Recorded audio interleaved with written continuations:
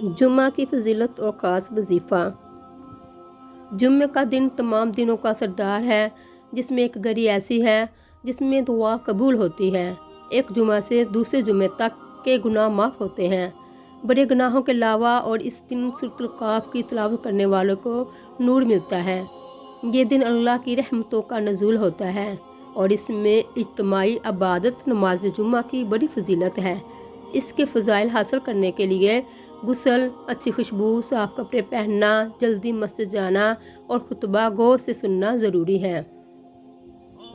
जुम्मा के दिन की फजीलतें। दिन का सरदार। जुम्मा तमाम दिनों का सरदार है और इस पर सूरज तलू होता है। गुनाहों की माफ़ी। जुम्मा के दिन गुस्ल करके, खुशबू लगाकर और अच्छी तरह पाकी हासिल करके नमाज जुम्मा पढ़ने से एक जुम्मे से दूसरे जुम्मे तक के गुनाह माफ़ हो जाते हैं, जब तक के बड़े गुनाहों से इज्तनाब किया जाए।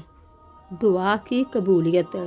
जुम्मा के दिन एक ख़ास वक़्त होता है जिसमें अल्लाह दुआ कबूल फरमाता है, और वो ख़ास तौर पर असर के बाद। नूर और रोशनी। जुम्मा के दिन सूरतुल काफ पढ़ने से अगले जुम्मा तक रोशनी नूर मिलती है और ये फितना व जात से बचाने में भी मददगार है। अल्लाह का ज़िक्र। इस दिन अल्लाह का ज़िक्र करने और तजारत छोड़कर नमाज की तरफ जाने का हुक्म है। इज्तिमाई इबादत का अजर। नमाज जुम्मा बा जमात पढ़ना फ़र्ज़ है और इसमें शिरकत से मुसलमानों में इत्तेहाद पैदा होता है। दुरूद शरीफ की कसरत। जुम्मा के दिन और जुम्मा की रात हजूर अकरम सल्लल्लाहु अलैहि वसल्लम पर दुरूद शरीफ पढ़ने की बहुत ताकीद है।